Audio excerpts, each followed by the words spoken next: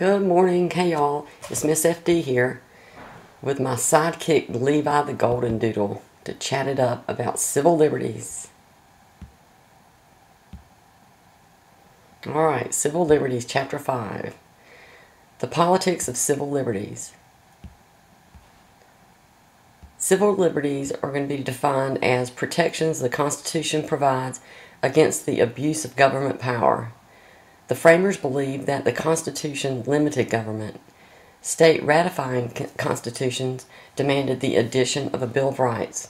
Remember, it was the anti-federalists here that believed in states' rights, and they refused to ratify the Constitution without a Bill of Rights. There they are, arguing about that. Okay, culture and civil liberties. The Constitution and the Bill of Rights contain a list of competing rights and duties. War has been the crisis that has most often restricted the liberty of some minority groups. Conflicts about the meaning of some constitutionally protected freedoms surround the immigration of new ethnic, cultural, and/or religious groups.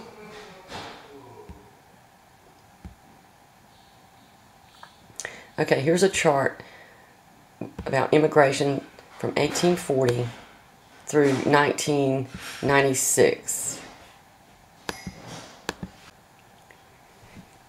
The immigration, this shows reasons for immigration, 1840, like I said, through 96 here. Potato famine, we had quite a significant number of immigrants coming here. And the vertical axis here, immigrants in thousands, so, you know, add 3 zeros. Economic panic going on during America. We had a drop here. During prosperous times, increase significantly. War, it's down.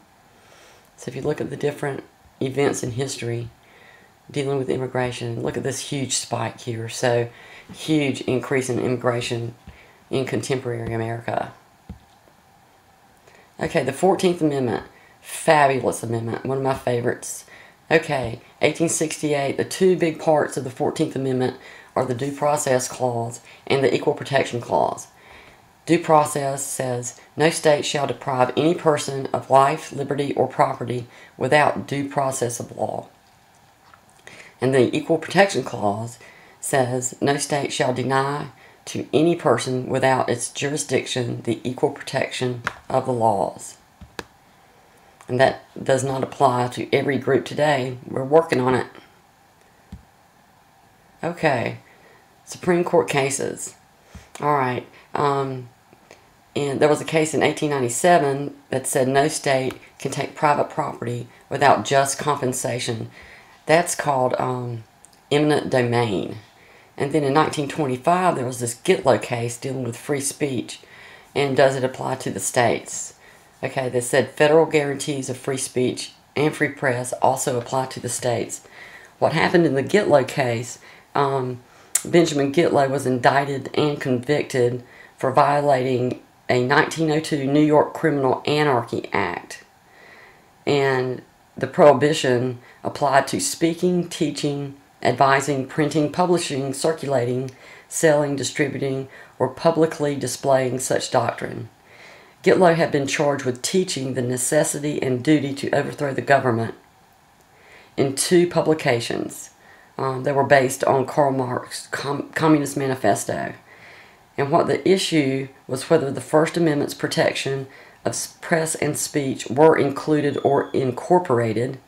That's a big thing. Were they incorporated under the Due Process Clause of the 14th Amendment, thus making them applicable to the states?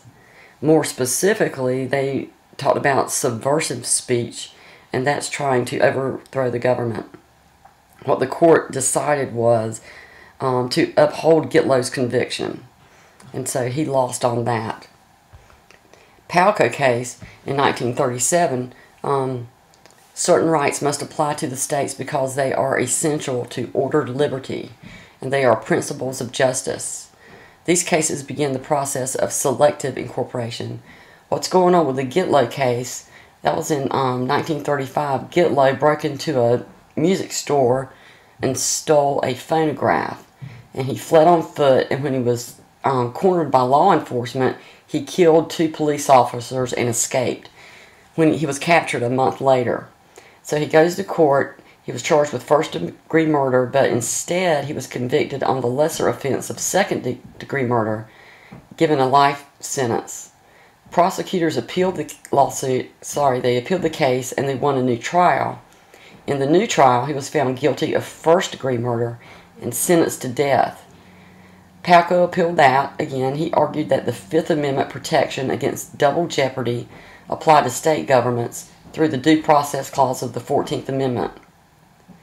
So what happened was, when the court decided, they held that the Due Process Clause protected only those rights that were, quote, of the very essence of a scheme of ordered liberty, and that the court should therefore gradually incorporate the Bill of Rights into the states.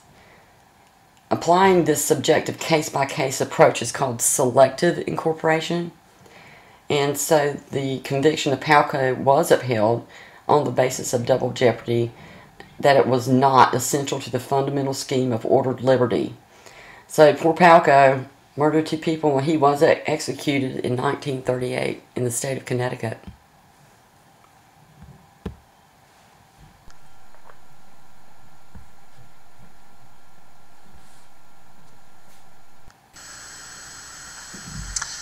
Okay, so tell us what concept you're dealing with today. We'll be discussing incorporation of the Bill of Rights to the states. Why don't you explain that real fast for our students? Sure. Originally, when the Constitution was written, the language technically only applies to the federal governments. So what that would mean is that while the national government could not take away, say, your right to free speech, the state of Arizona could. Okay, so where are you seeing this play out in the news? What particular story? Right. Well, it sounds like kind of a dry topic, incorporation, until you relate it to people being able to own a gun. Yes, and that's an exciting issue. And that is where we're seeing it now. Historically, many of the Bill of Rights have already been incorporated, like free speech, freedom of religion. But it wasn't until last week that the Supreme Court officially said that the Second Amendment right to bear arms, 2 things. 1, applies to individuals, and 2, limits state governments from taking that right away. Okay, so prior to this court ruling, what did the law say about this issue? Well, prior to this, that exact issue just had never come up to the Supreme Court. It had never been raised. So there were 2 competing theories. One said the Second Amendment meant that states could provide guns to state militias to prevent federal government from taking over a state. And the second interpretation said, no, it means that every citizen has the right to own a gun free from government prohibition. So the reason this issue came up now was Chicago, which, as you know, has a very high gun violence, essentially banned handguns without directly saying so. So the Supreme Court looked at the issue and said, the Second Amendment gives every individual the right to own a gun, and handguns specifically, because they're accessible to weaker people, smaller people, they're easy to use, and it's lawful to use a handgun for self-defense at home. So with this federal Supreme Court ruling, does this mean anybody has an absolute right to own a handgun now? Not necessarily. Good question. There have been gun demonstrations across the country to celebrate this ruling where people come and show their guns. But the Supreme Court was very clear to say they are not saying the state cannot regulate or limit the right to bear arms, but it just cannot absolutely ban an individual's right to own a handgun for self-defense at home. So notice how they phrased that. Okay. So that's something contemporary issue with the Second Amendment. All right, libel. We've heard this before. It is a written false statement defaming another, as opposed to slander, which is the oral statement, oral version of libel. Public figures must also show the words were written with actual malice. And we've talked about malice before, and that is reckless disregard for the truth or with knowledge that the words are false. Okay, obscenity. How's the court going to rule in that? A while back in 73, courts defined obscenity based on the average person applying contemporary community standards to appeal to the prurient interest or to depict in a patently offensive way sexual conduct specifically defined by applicable state law and lacking serious literary, artistic, political, or scientific value. So they're basically balancing freedom versus decency and what the average person tests. That's what they used. Okay, symbolic speech. Okay. Cannot claim protection for an otherwise illegal act on the grounds that it conveys a political message, like burning a draft card. That was Schenck versus excuse me, U.S., or most recently Texas versus Johnson with the flag burning. That was the court said that was protected. The Free Exercise Clause of the First Amendment ensures that no law may impose particular burdens on religious institutions, but there are no religious exemptions from laws binding all other citizens, even if that law oppresses your religious beliefs. Some conflicts between religious freedom and public policy continue to be difficult to settle. Separation of church and state. Okay, the Establishment Clause. This is dealing with religion. Okay, come back. Government involvement in religious activities is constitutional if it meets the following three tests. Is it for a secular purpose? And what secular means is that it's not religious. Secondly, primary effect, it neither advances or inhibits religion. Another test, no excessive government entanglement with religion.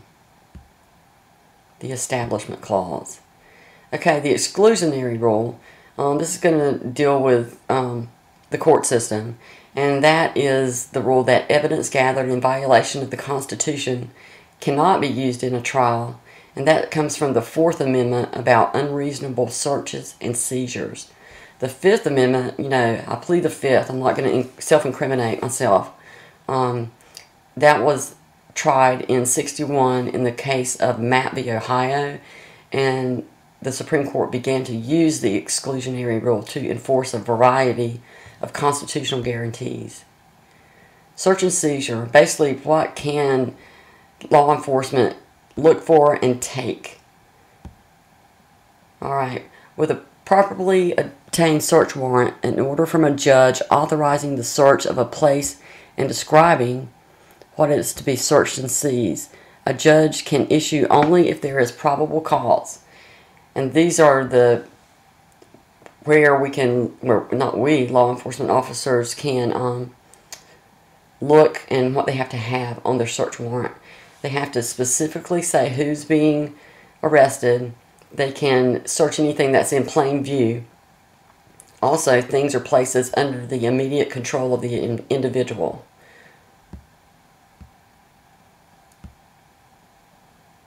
Alright, finally, terrorism and civil liberties.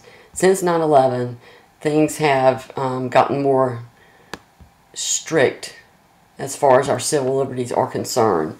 The Patriot Act was passed, and that was meant to increase federal government's involvement to combat terrorism. An executive order then proclaimed a national emergency. Non-citizens believed to be terrorists or to have harbored a terrorist will be tried by a military court. Also under the Patriot Act, as you probably know, phone records, computer information can be seized without a warrant, and suspects can be held without for an unlimited amount of time. Alright, there you have it.